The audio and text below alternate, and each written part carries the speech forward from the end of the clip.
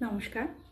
বাড়িতে মঙ্গল কার্য হচ্ছে না, জীবনের প্রতি পদক্ষেপে বহু বাধার মধ্যে সম্মুখীন হচ্ছেন, কোনো কাজ সময়ের মতন সময় সাপেক্ষে কমপ্লিট করে উঠতে পারছেন না, যে কার্যটা করছেন সেই কার্যে কিছু না কিছু প্রতিনিয়ত বাধা বিপত্তির সম্মুখীন হচ্ছেন, বা জন্মচার্টে শনি কেতুর কনজাংশন হয়ে রয়েছে বা শনি রাহুর কনজাংশন হয়ে রয়েছে, এই ধরনের ইত্যাদি সমস্যা যদি আপনাদের জন্মচার্টে বা আপনাদের জীবনে নিত্য নতুন জীবনেও যদি দেখতে পান, তাহলে এই ক্ষেত্রে একটা মহা উপায় আপনাদের জন্য নিয়ে এসেছি।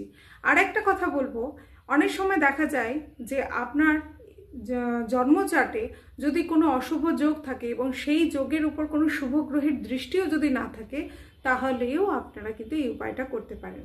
সেটা করতে হবে কি, জ্যোতিষশাস্ত্র অনুযায়ী আপনি সামান্য একটু হলুদ নেবেন, সেটা যাতে অরিজিনাল হলুদ হয়। সেই হলুদটা আপনি শুক্লপক্ষের বৃহস্পতিবারের দিন থেকে শুরু করবেন কার্যটা। একটা সামান্য পাত্রের মধ্যে সামান্য একটু হলুদ নিয়ে সেটাকে রেখে দেবেন, এবং কিছুক্ষণ রাখার পর সেই হলুদ মিশ্রিত জলটা সেটা আপনার মেন গেটে, দরজার যে মুখ্য দরজা থাকে সেই দরজার গেটে আপনাকে কিন্তু রেখে দিতে হবে। সেই হলুদ মিশ্রিত জলটা, এবং দরজার সাইডেও কিন্তু আপনি দিয়ে রাখতে পারেন। এরপরে করতে হবে কি, সেই হলুদ মিশ্রিত সামান্য জল দিয়ে আপনি আলপনা বা রঙ্গোলি যা হোক সেই মিশ্রিত জলটা দিয়ে করতে হবে। তারপরে সেখানে সামান্য একটুতম দূর্বা রেখে দিতে হবে।